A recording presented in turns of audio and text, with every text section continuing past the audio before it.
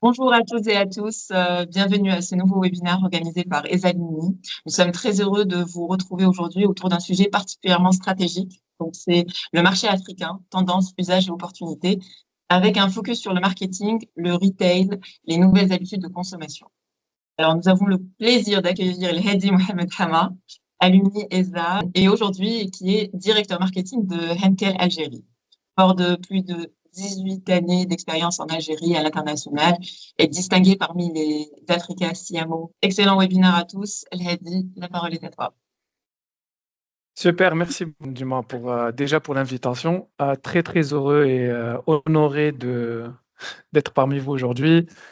Voilà, aujourd'hui on va essayer de partager quelques expériences que j'ai personnellement eues sur le marché africain.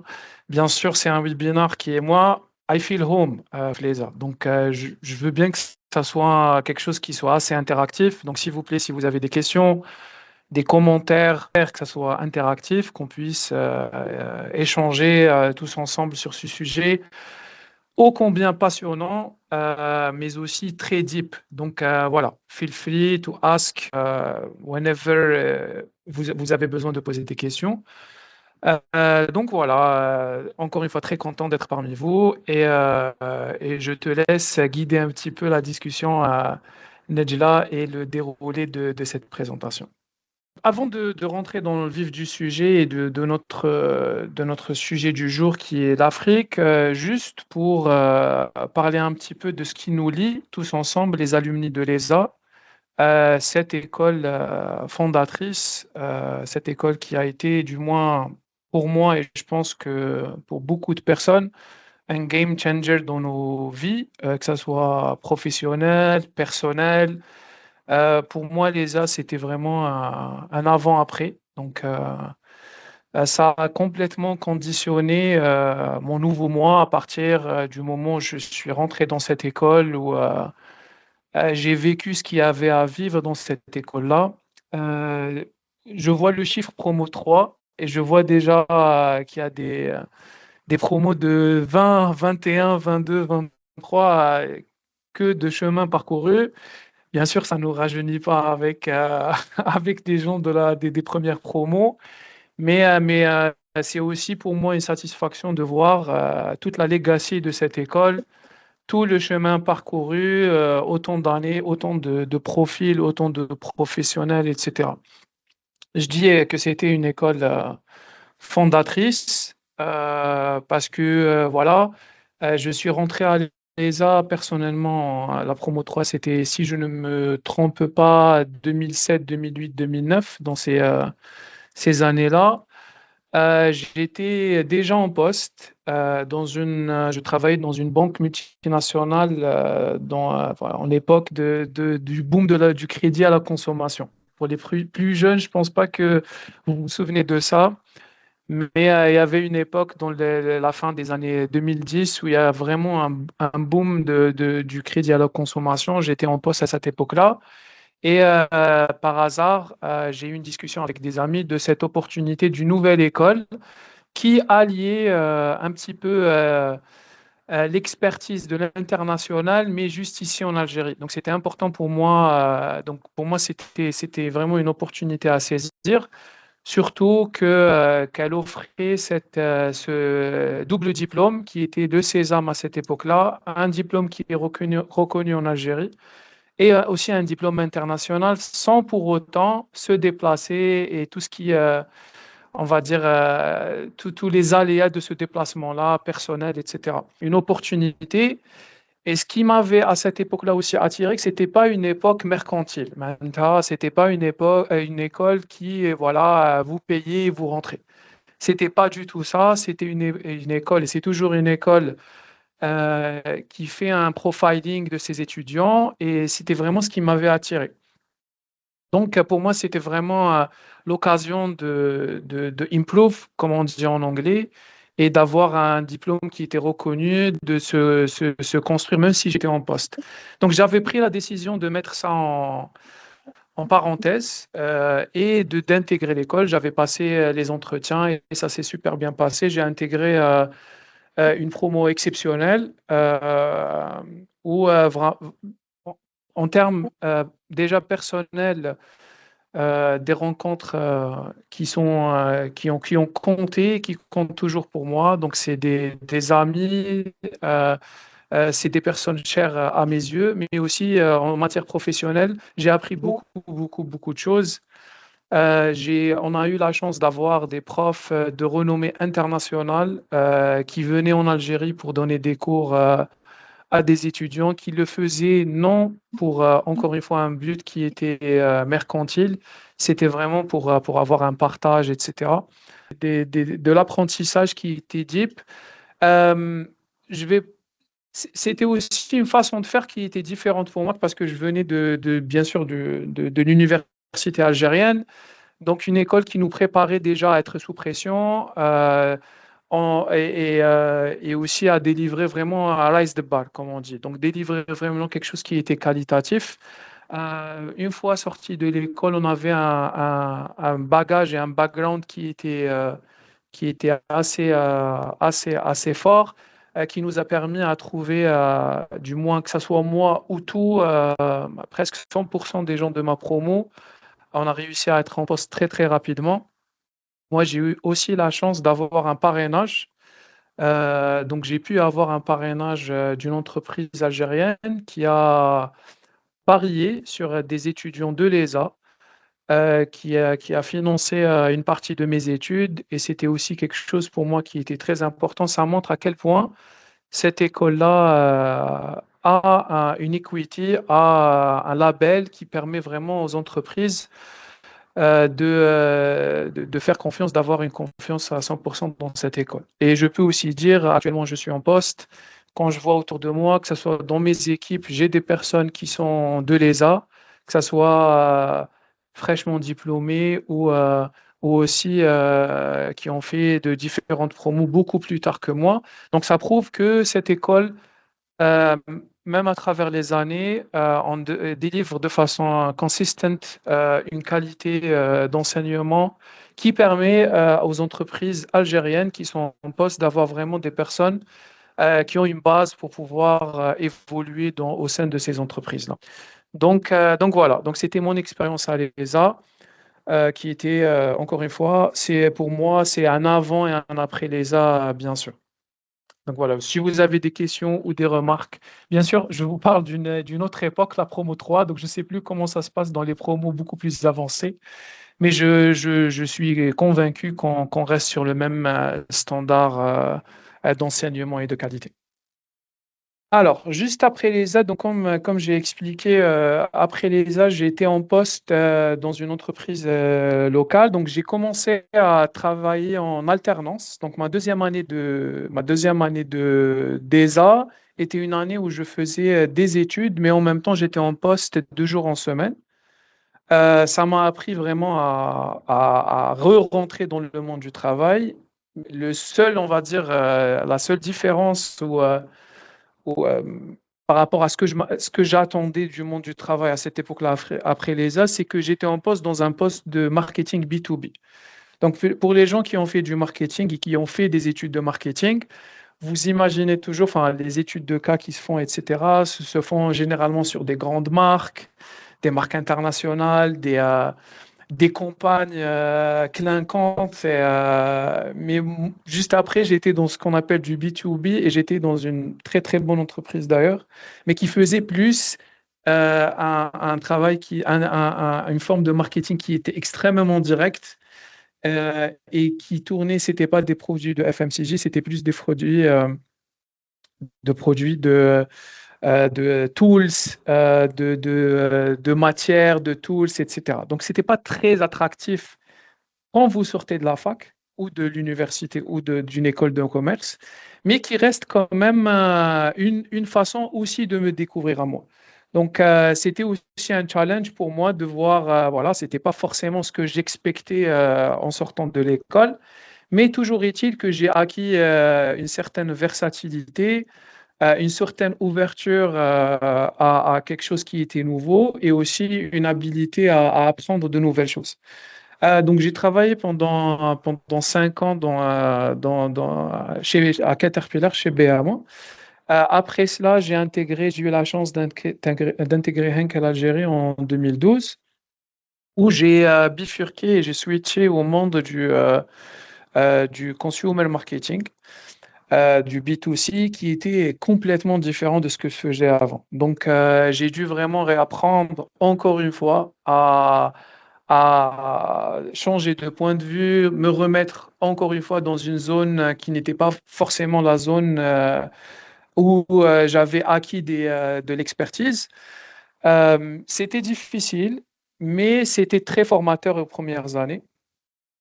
Donc, j'ai eu la chance d'intégrer l'équipe en tant que brand manager, où j'ai vraiment touché à toutes les marques sans exception.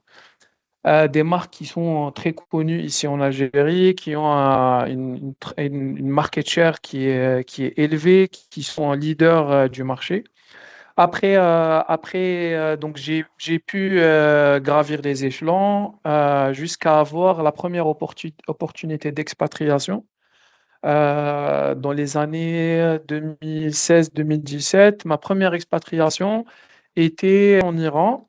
Donc voilà, c'était une proposition qui m'avait été faite pour partir dans un pays qui n'était pas forcément un pays dont on rêve quand on pense à l'expatriation. Parce que voilà, il y a des a priori, etc., etc.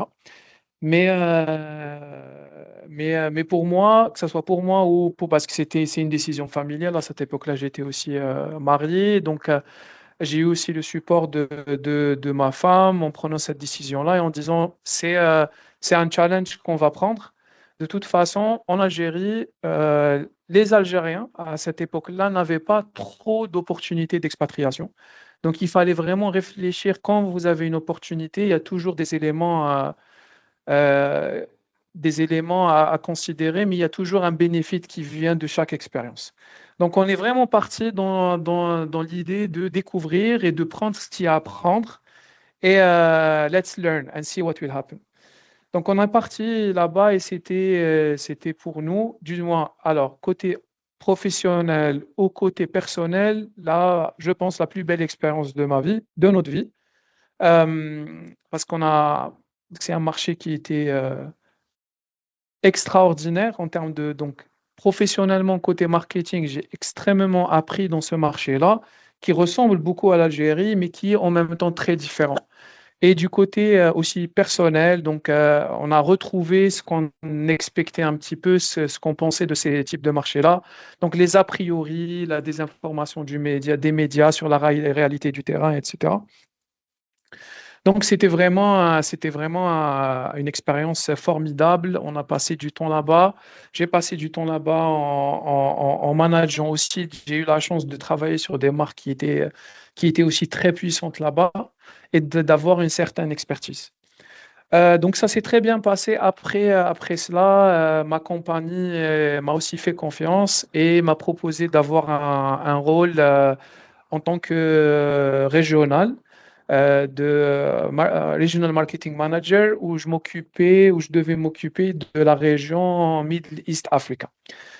Donc j'étais basé à Dubaï à cette époque-là où j'ai travaillé sur la région Middle East Africa. Donc pour l'Afrique, spécifiquement, c'était les régions de l'Afrique du Nord. Donc vous avez l'Algérie, la Tunisie, l'Égypte, mais aussi sur les pays d'Afrique subsaharienne. Donc, on a par exemple le Nigeria, j'ai travaillé aussi sur l'Afrique de l'Est, donc le Rwanda, le Kenya et un petit peu sur l'Afrique du Sud. Bien sûr, à côté de cela, c'était aussi le Middle East, donc tous les pays GCC, etc. Ce qui m'a permis aussi d'avoir, on va dire, une vue d'ensemble sur ces marchés-là, parce que j'avais aussi la chance de travailler sur l'aspect stratégique, mais sur l'aspect exécution. Donc voilà, beaucoup, beaucoup de learning sur cet aspect international. Donc je vous avais dit, j'ai parlé et l'ESA était un game changer pour moi. Je pense que le deuxième milestone de ma carrière aussi, c'est vraiment cette internationalisation, cette ouverture à l'international, à l'extérieur. Recommandation que je peux donner à nos collègues et aussi nos étudiants de l'ESA de vraiment essayer de s'ouvrir à ces opportunités-là parce elles sont formatrices, fondatrices et c'est vraiment ça qui va définir, ça va vous redéfinir. Voilà. Ça va vous redéfinir, ça va vous faire changer de paradigme, ça va vous faire changer de point de vue, et c'est vraiment, ça va être votre base de votre vous futur. Je sais que ça paraît, c'est des paroles qui peuvent paraître un petit peu, je veux dire, un peu bateau en disant ça, mais bien sûr, c'est facile de dire, ouais, l'international, c'est quelque chose qui vous forme. Mais vraiment, voilà, je vous encourage à postuler, à demander si vous êtes en poste, à émettre le souhait de partir et de vous mettre en danger professionnellement, de sortir de votre zone de confort dans l'absolu. Donc voilà, c'était ça. Donc j'ai eu l'occasion de travailler sur plusieurs pays, sur des lancements de nouveaux produits, des lancements de business, qui m'a permis d'avoir vraiment une vision qui est assez, on va dire, détaillée sur l'Afrique, sur certains pays de l'Afrique. D'où aujourd'hui le sujet d'aujourd'hui. Donc c'est un bridge que j'essaie de faire sur la thématique. Donc, quand on a discuté un petit peu avec Nejla, qu'est-ce qu'on pourrait discuter, qu'est-ce qu'on pourrait présenter aujourd'hui, ce sujet-là est revenu et je me suis dit, je préfère attaquer le sujet par ce qu'on peut. On va essayer de casser un petit peu, casser les mythes de l'Afrique côté business. Parce que si je dois parler un petit peu de ce que je pensais, les idées reçues que j'avais sur l'Afrique côté business avant de travailler sur ce pays-là, j'avais beaucoup, beaucoup d'idées reçues et qui ont été complètement détruites au cours, à fur et à mesure que j'avançais un petit peu dans les projets dans ces pays-là. Donc voilà, on va structurer cette petite présentation par rapport à ces mythes-là. On va essayer aussi de partager des exemples vécus. Et bien sûr, je compte sur vous pour poser des questions ou émettre des commentaires. Et voilà. Donc, on passe au premier mythe. Oui. Alors, le premier mythe, l'Afrique est un marché. Donc, ça, c'est vraiment quelque chose qu'on entend beaucoup, qui revient beaucoup. Et cette vision un petit peu réductrice qu'on a généralement en parlant du marché africain, comme si c'était un marché qui était homogène, unique, un marché. Or que, on le sait, mais il faut le vivre. C'est 54 réalités complètement différentes. C'est une multitude de façons de consommer, de types de consommateurs, de besoins, de législation, de pays, c'est vraiment très, très, très, très hétérogène en termes de besoins et de spécificités. C'est vraiment 54 pays qui sont très différents. Déjà qu'on a des pays, si on prend l'Algérie par exemple, déjà qu'on n'a pas les mêmes façons de consommer entre le nord et le sud. Alors imaginez-vous entre l'Algérie et le Lesotho, qui est le plus petit pays en Afrique par exemple.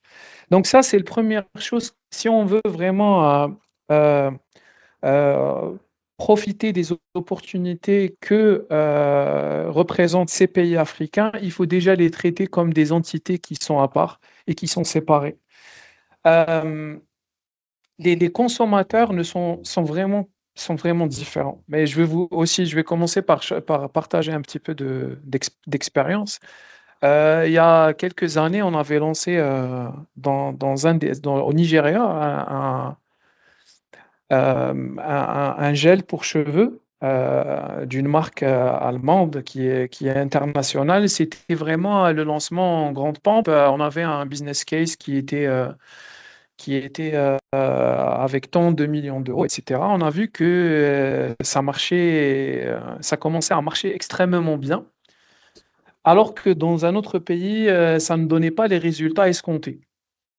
Sachant que voilà, avant de lancer un produit, bien sûr, on fait ce qu'on appelle bien sûr des études de marché, des business cases, etc., etc. Donc deux pays, deux produits qui sont assez similaires, qui devraient répondre aux mêmes consommateurs, mais malheureusement, le résultat n'était pas le même. Quand on a fait un deep dive pour comprendre pourquoi ça a explosé au Nigeria et que dans un autre pays ça n'explosait pas, on a vu que ce gel pour cheveux extrêmement puissant n'était pas utilisé pour se coiffer. C'était utilisé pour coller les substituts capillaires. Et ça, on ne l'avait pas vu, on ne pouvait pas le voir, même si on avait fait des centaines d'études, on n'avait pas vu venir qu'il allait être utilisé comme substitut capillaire, comme pour coller des perruques concrètement. Donc voilà, ça c'est un des éléments que vous apprenez sur le tas et que vous ne trouvez pas autre part.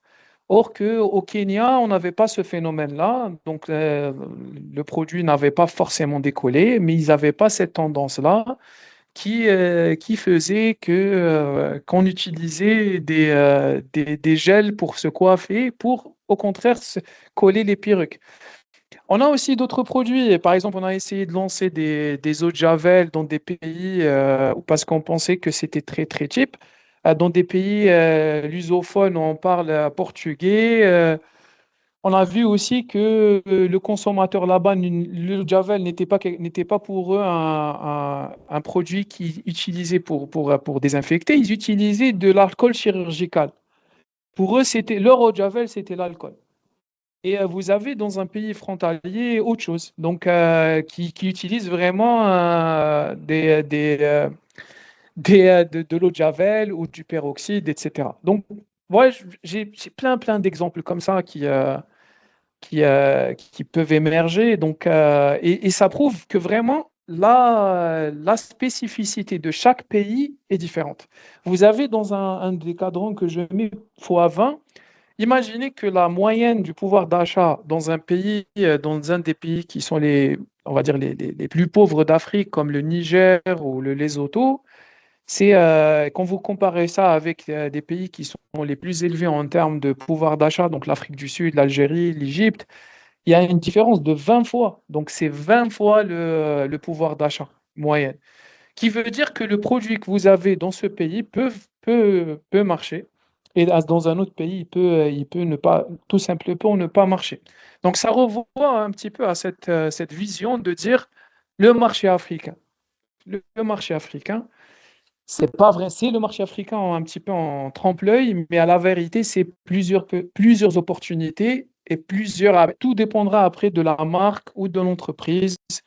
Quelle est votre stratégie? Quel type de chemin vous voulez avoir? Quel type de positionnement vous pouvez avoir, etc. Donc voilà, on a essayé le premier mythe à casser et j'espère, it's food for thought pour l'audience pour essayer de réfléchir un petit peu et d'ouvrir un petit peu d'autres perspectives. Oui, Salah. Merci Nathan. Je veux juste profiter avant que tu passes à deuxième point par rapport aux opportunités en Afrique. Et je vais mettre aussi le lien avec le monde de l'entrepreneuriat. Parce qu'on parle souvent de l'Afrique comme un continent d'opportunités, mais les réalités restent très différentes d'un pays à l'autre. Et les attentes des consommateurs évoluent rapidement aussi. Donc, en tant qu'entrepreneur, nous cherchons souvent à identifier les marchés de demain. Au regard de votre expérience et ce que vous venez de développer, quels sont aujourd'hui les secteurs ou les tendances de consommation qui offrent, selon vous, le plus d'opportunités aux entrepreneurs et aux jeunes entreprises africaines? Déjà, merci Salah pour la question. Je pense que c'est une question qui est très pertinente au vu du contexte africain actuellement. Moi, je pourrais pas on se tutoie, si ça te dérange pas. Donc, je pourrais pas un petit peu énumérer comment dirais-je, les segments qui vont être attrayés. Moi, mon conseil, ça serait plus d'avoir, pour m'expliquer un petit peu. En fait, l'un des éléments qui sont assez important à considérer, c'est vraiment la data, le type de data que vous devez avoir en termes pour chaque marché. Ça, c'est pour les entrepreneurs actuellement, pour moi, pour vraiment, how we say it, je veux dire, bénéficier de la réalité du terrain, il faut avoir de la data qui est accurate. Et ça, dans les pays d'Afrique, c'est ça, c'est le plus gros challenge. Et je vous parle quand je dis Afrique, j'inclus l'Algérie. Donc, pourquoi? Parce que c'est des pays où il n'y a pas beaucoup de bancarisation, il n'y a pas beaucoup aussi il y a beaucoup de blacks, il y a pas, c'est très, très difficile d'avoir de la data qui est correcte et qui est accurate. Donc, le premier challenge pour pouvoir savoir où partir, quel pays après slash, quel type d'opportunité vous pouvez avoir, déjà, il faut avoir de la data. Le deuxième élément, et moi je vais plus parler de tendance, l'Afrique se dirige vers le Made in. Donc c'est exactement ce qu'on vit ici en Algérie. J'ai eu la chance d'être à Addis Abeba il n'y a pas très longtemps. Donc j'ai pu échanger avec des head of marketing d'autres pays et c'était aussi beaucoup de learning. On a remarqué que la tendance du Made in Africa était quelque chose qui devenait encore de plus en plus présent. Donc, le consommateur africain, dans les pays d'Afrique, veut consommer africain et commence vraiment à se poser des questions et être fier de consommer africain. Et j'ai vu que c'était les mêmes tendances qu'on avait en Algérie et qui se répétaient au Malawi, au Zimbabwe, etc. Donc, vous avez cette tendance-là. Après, donc ça, c'est les deux éléments à considérer. Le troisième élément, c'est vraiment, moi, je conseille toujours d'aller voir.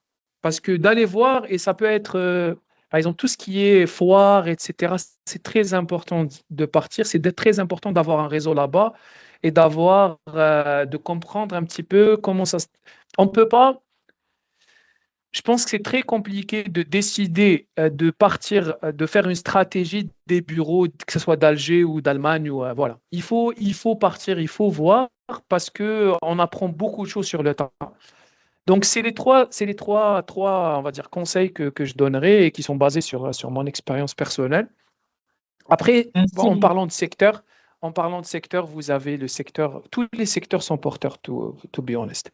Maintenant, il y a de plus en plus de marques locales qui fleurissent un petit peu partout dans le continent. On le voit en Algérie et on le voit aussi dans les autres continents. Et c'est vraiment, ça part de tout. Ça part du domaine des cosmétiques, des CPG, donc Consumer Packaging Goods. C'est vraiment, il y a vraiment, on va dire, des marchés, des tendances qui sont en boom sur tous les secteurs. Mais il y a un prérequis à avoir qui va vous aiguiller un petit peu pour savoir. Donc voilà, j'espère que c'est assez répondu à votre question. Euh, nous avons, euh, nous avons justement un webinaire la semaine prochaine qui parlera justement de la complexité des marchés, de la compréhension des marchés. Donc, cette data Parfait. qui n'est pas forcément accessible et qui crée justement, on appelle ça l'appétence pour des recherches marketing, des recherches plus approfondies de connaissances de marché. Donc, sans plus tarder, on va aller sur le mythe 2. Oui.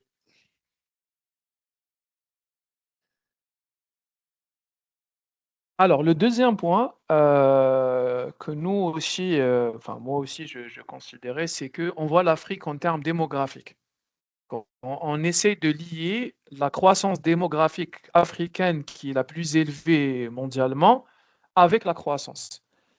En fait, c'est assez réducteur, si on peut dire ça comme ça, parce que ce n'est pas la croissance démographique qui garantit la croissance du business ou des opportunités, c'est vraiment l'exécution qui peut être faite. Et ça, c'est un point aussi c'est un, c'est une façon de voir les choses, une façon de considérer quand on veut voir, encore une fois, ces pays africains, les opportunités qui puissent surgir de ces pays africains. On est maintenant en Afrique à peu près à 1,5 milliard d'habitants. Euh, c'est beaucoup,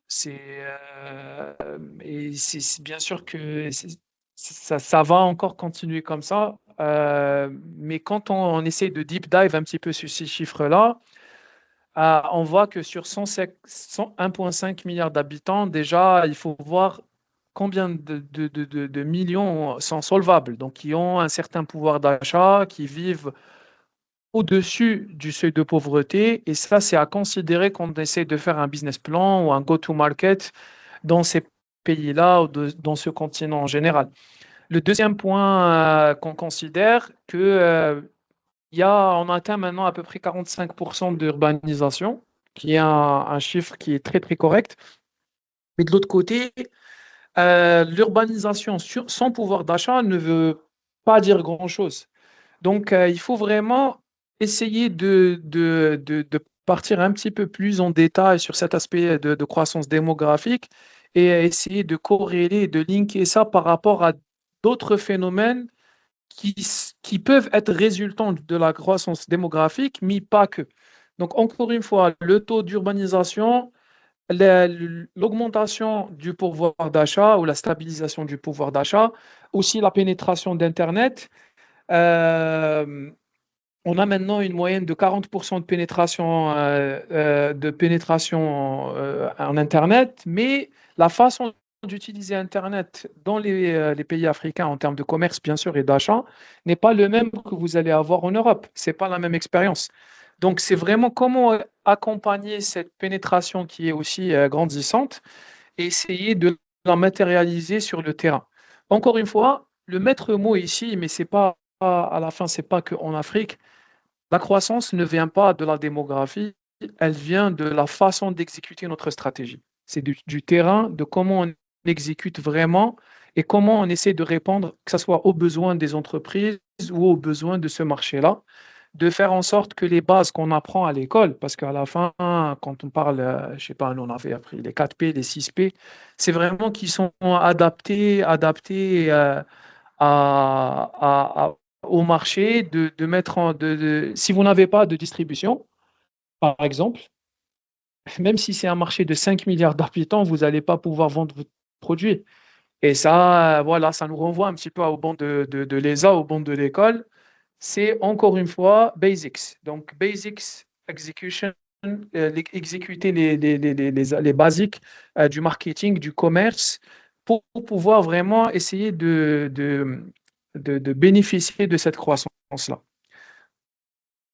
Alors, le troisième mythe aussi, mais ça c'est un petit peu dans notre imaginaire, c'est que c'est un pays low cost. Donc on a très souvent dans les médias, on a des films, des photos de personnes qui sont défavorisées, des photos qui reviennent à chaque fois. Donc on a un petit peu dans notre inconscient cette idée-là que l'Afrique, c'est un pays que du low cost, il n'y a que le low cost qui marche, etc., etc.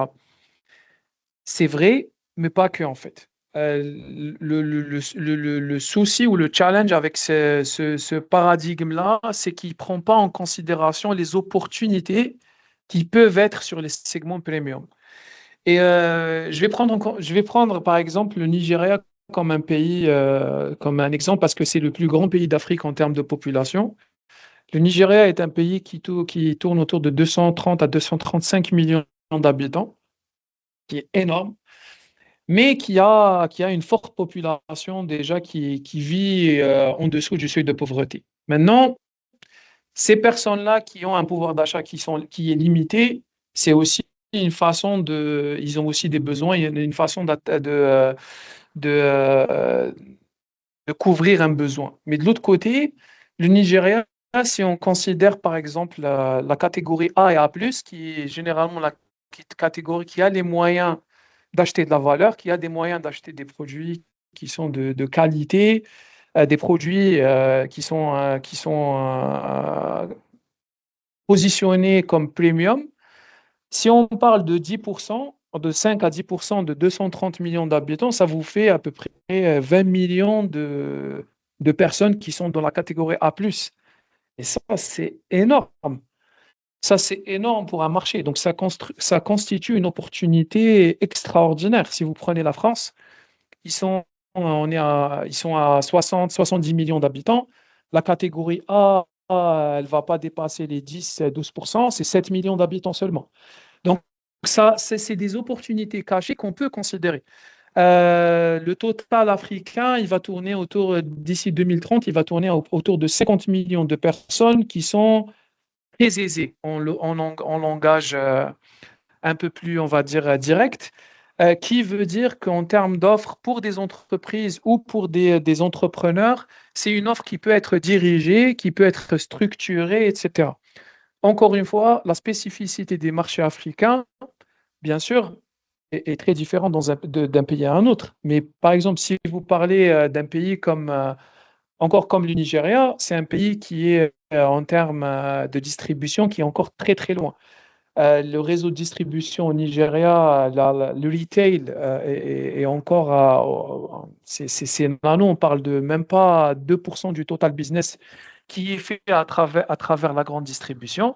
Si vous parlez d'un produit premium, à la limite, vous savez que vous pouvez le distribuer sur ces 2% qui vont pouvoir couvrir un petit peu votre business plan. Mais si vous partez sur un produit de consommation générale, qui est beaucoup plus global, qui est beaucoup plus FMCG, qui touche à toutes les catégories, vous allez avoir la problématique de distribuer parce que c'est un pays qui est encore très archaïque en termes de retail et de distribution.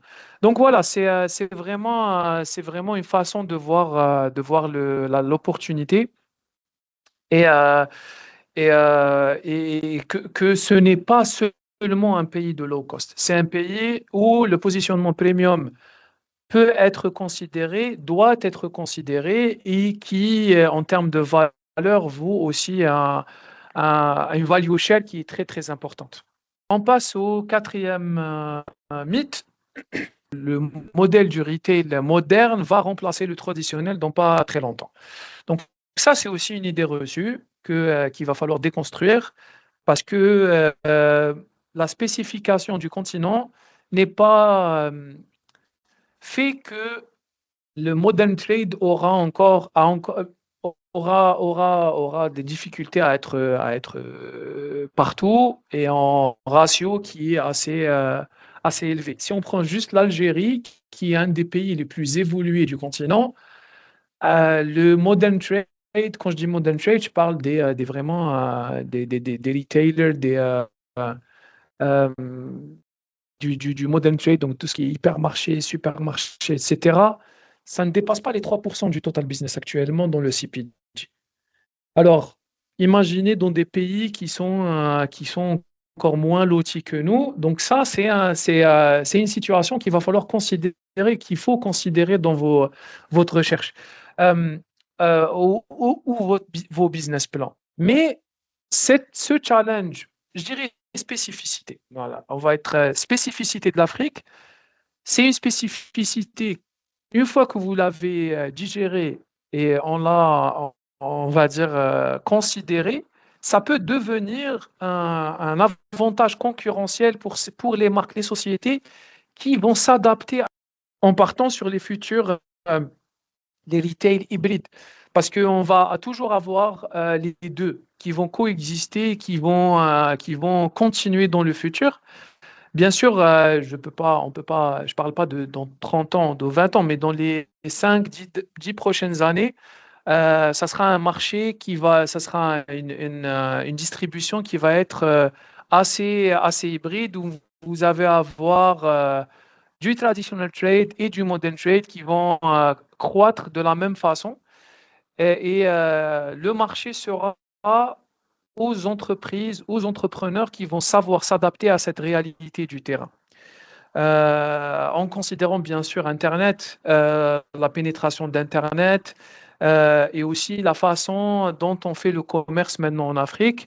Quand vous partez par exemple dans les pays de l'Afrique de l'Est, quand vous voyez un petit peu les pays comme le Rwanda ou l'Éthiopie, les bons qu'on est en train de faire du côté Internet, comment on a utilisé Internet et on l'a adapté à la spécificité du pays, c'est vraiment des modèles qui peuvent être considérés et reloutés dans d'autres pays.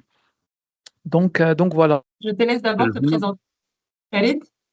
Farid Abdeddin, donc président de l'IHEC Global Network. On est donc en projet de partenariat avec ESA Alumni grâce à Neghrib, qui est en train de faire de belles choses pour nous rapprocher donc, et pour faire du travail ensemble. J'ai apprécié beaucoup ton intervention, Hani. Il y a beaucoup de connaissances, il y a beaucoup d'informations, j'apprécie beaucoup. Seulement, la question que je pose, c'est la suivante.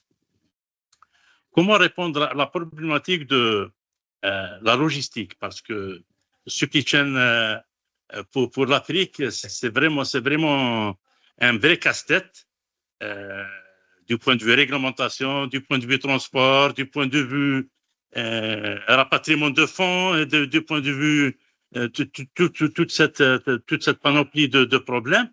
Donc, faut-il développer ce côté parce que le marché est plus pénétrable par rapport à d'autres marchés.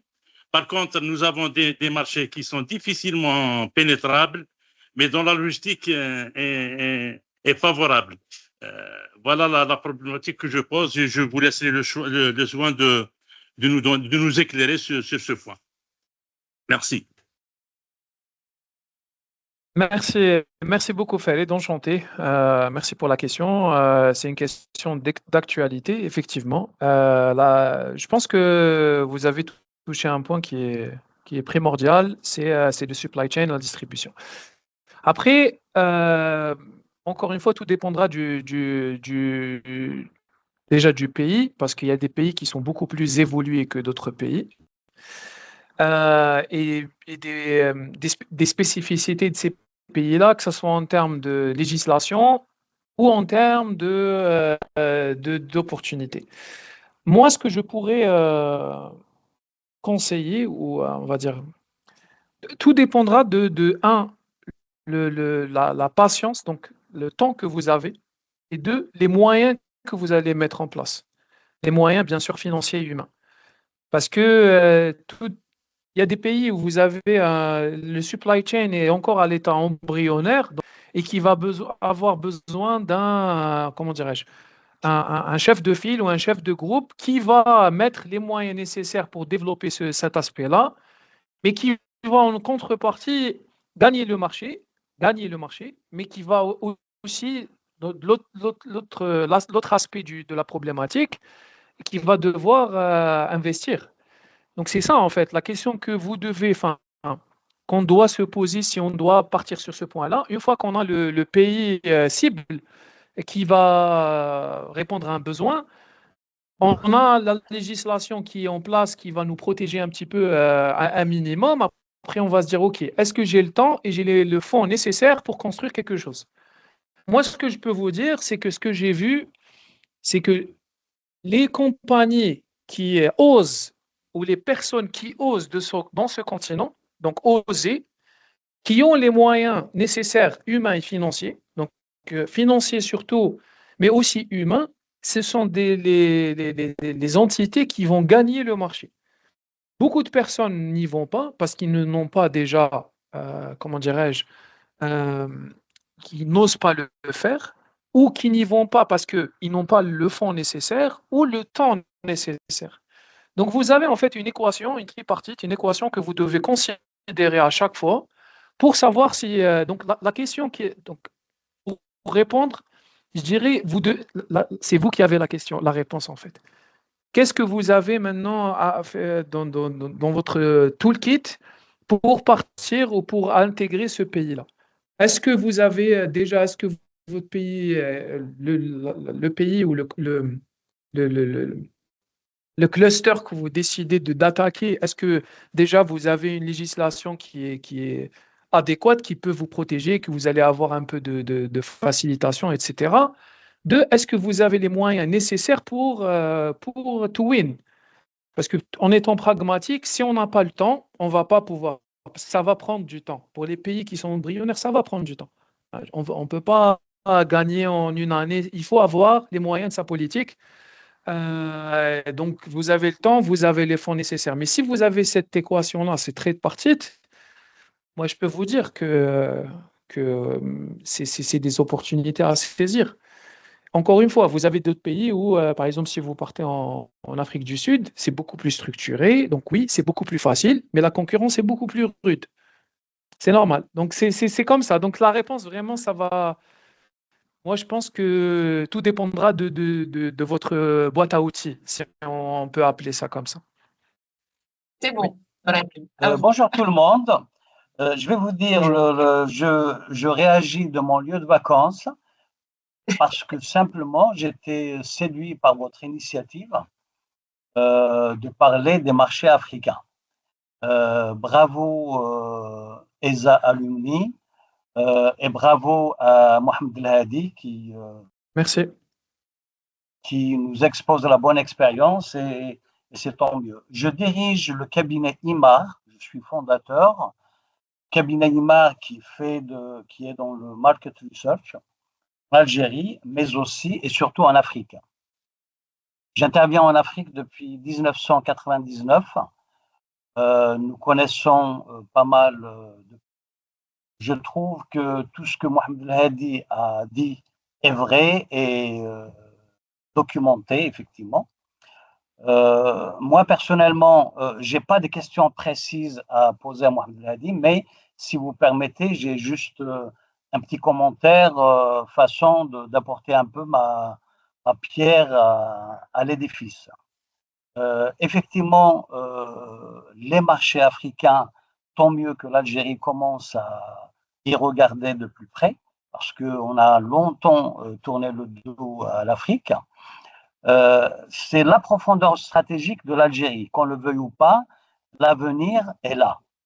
Évidemment, les marchés du Nord sont plus simples, sont plus, je dirais, sur le plan réglementaire et logistique, mais ils sont plus concurrentiels. Les marchés africains sont des marchés spécifiques, entre parenthèses, qui ont leurs difficultés propres et qui présentent des avantages, surtout pour les produits et les entreprises algériennes. C'est vrai qu'aujourd'hui, sur le plan logistique, sur le plan réglementaire, c'est difficile, mais je pense qu'il y a un travail qui est en train de se faire, même au niveau macroéconomique, qui permettra aux entreprises algériennes une meilleure facilité pour pénétrer les marchés africains. Mais si j'ai un conseil à donner à des entrepreneurs qui s'intéressent au marché africain, c'est de mettre en avant le made in, comme l'a dit Mohamed El Hadi. C'est qu'aujourd'hui, quasiment tous les pays africains veulent encourager la production locale. Donc, ils présentent des avantages aux entreprises externes qui veulent investir le marché et ils présentent des avantages pour produire localement. Donc, ça, c'est très important. Je prends l'exemple du marché de l'Afrique de l'Ouest. Il est plus intéressant d'aller s'installer sur un marché comme la Côte d'Ivoire et faire un double bond à partir de Côte d'Ivoire, essayer de pénétrer les autres marchés de la région, plutôt que d'attaquer à partir d'Alger les marchés individuellement. L'avantage de cette région, c'est que c'est quand même une zone économique qui permet à des entreprises locales d'investir sur les autres marchés et de vendre sur les autres marchés de la région. Donc ça, c'est à prendre en considération. Et comme l'a si bien dit Mohamed El Hadi, il faut aller sur place, connaître les spécificités des différents marchés parce que c'est très différent. Même les zones francophones, dans l'Afrique francophone, il y a des différences entre tel et tel marché, etc. Je ne vais pas monopoliser la parole. Je vous remercie de l'initiative et j'aimerais bien effectivement rester en contact avec vous parce que nous aurons certainement des opportunités de développer des choses ensemble, de partager des choses ensemble pour effectivement le bien de notre marché. Merci Brahim, merci pour cette intervention. Effectivement, nous avons aujourd'hui, nous sommes en train d'étoffer un petit peu nos participations et gardons précieusement les emails de chacun. Donc, toutes les personnes seront contactées au fur et à mesure à chaque à chaque nouveau webinaire, selon les thématiques. Merci pour cette intervention. C'est vrai que nous avons cette idée de pénétration de marché avec des interconnexions africaines et c'est un point qui était très intéressant. Merci, à très bientôt. À très bientôt. Lady, je te laisse continuer. Nous reprendrons les questions juste après.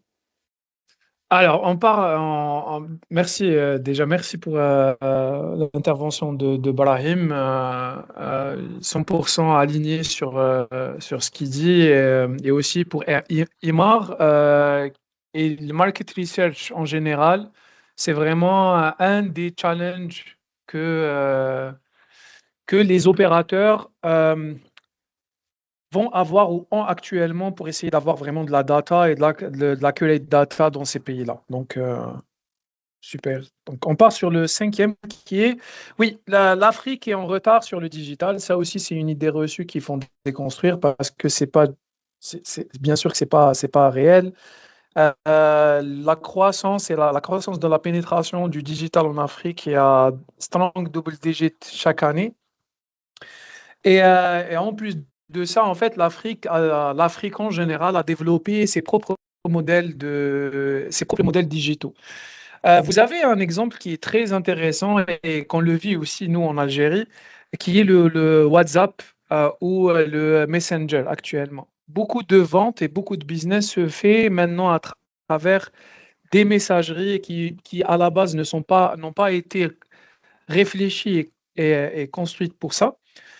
Vous avez des pays qui complètement, on va dire, gèrent leur service client avec ces messageries-là, qui construisent leurs offres à travers des formats qui sont adaptés à WhatsApp et à Messenger. Et ça, c'est vraiment une spécificité qui est très, très, très locale et très au marché africain. Et on le voit aussi en Algérie. Donc, maintenant, toutes les boutiques, que ce soit des boutiques de prêt-à-porter ou pour prendre des voyages, des vacances, on vous envoie le programme sur WhatsApp, on échange avec vous sur WhatsApp, les prix sont faits sur WhatsApp, on vous envoie aussi l'itinéraire pour partir au point de vente aussi de WhatsApp. Donc, c'est cet aspect un petit peu hybride, un petit peu d'adaptation sur ces marchés-là qui est assez spécifique et qu'il faut considérer, encore une fois, pour n'importe quel nouvel opérateur qui voudrait rentrer et avoir cette opportunité ici en Afrique. Donc voilà, je pense que on a fait les 5 mythes. Bien sûr, il y a beaucoup plus que 5 mythes en Afrique, mais on a essayé de balayer un petit peu, du moins basé sur mon expérience, les plus qui revenaient le plus de mon point de vue. Donc voilà, merci beaucoup. Merci Lady pour cette belle intervention. Nous avons une question de la part de Khalida. Bonjour à tous, merci beaucoup pour ce webinaire parce que ça sert toujours, que ce soit même aux professionnels ou bien aux étudiants de l'ESA ou aux nouveaux diplômés. Moi, je reviens un peu sur la question de RSE et de façon générale de durabilité. Selon votre expérience, le marché africain, comment il se présente par rapport à ce concept? Donc, on parle beaucoup du made in, vous l'avez souligné, et M. Brahim Saïl, que je salue également, donc l'a aussi souligné.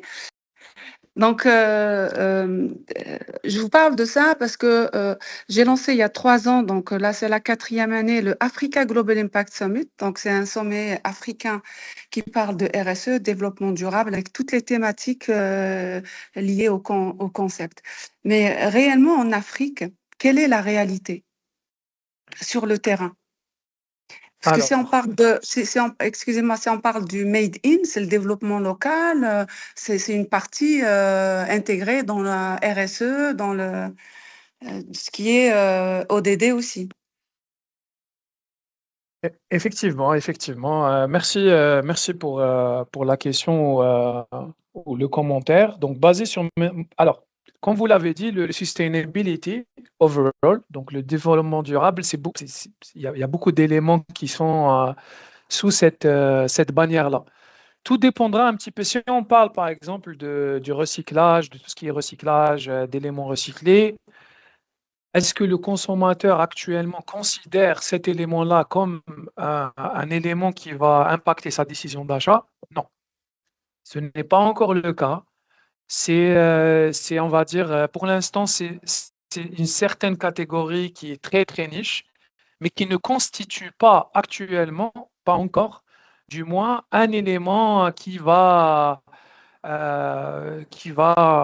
pousser à l'achat. Donc, c'est pas vraiment ce trend-là, pour l'instant, est encore global et plus global que local. Je parle bien sûr de tout ce qui est utiliser des éléments recyclés, des matières premières qui sont d'éléments recyclés, recyclables, etc. Après, vous avez l'autre aspect que vous venez de highlighter, qui est la localisation. Donc oui, ça c'est un élément qui est palpable et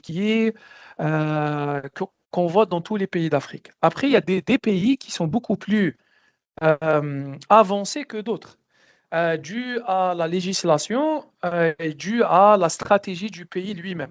Quand vous avez un pays, par exemple, comme l'Algérie, qui fait un peu une stratégie qui était plus dans les années précédentes de protectionnisme pour pouvoir justement laisser émerger des opérateurs locaux qui font du made in. Il y a un travail de fond qui a été fait, de préparation.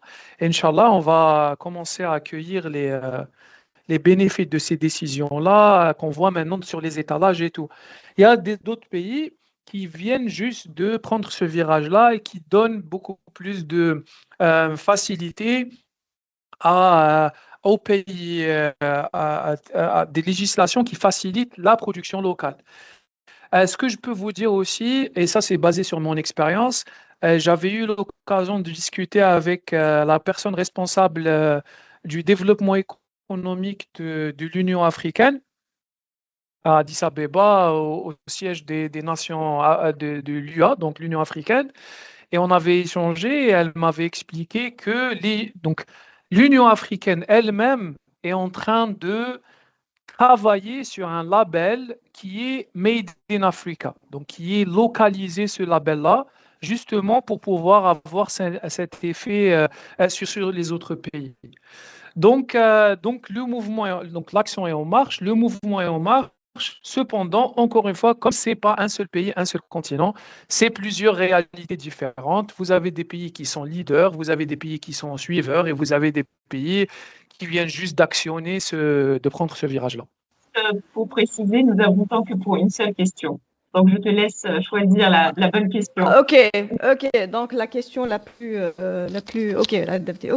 Donc, je disais, donc, le monde et particulièrement l'Afrique passe par des crises géopolitiques en ce moment, etc. Donc, je voulais poser la question, justement, si ces crises géopolitiques ont impacté les relations d'échange commerciaux ou autres entre les pays africains et l'Algérie, et comment justement cette situation de crise est gérée.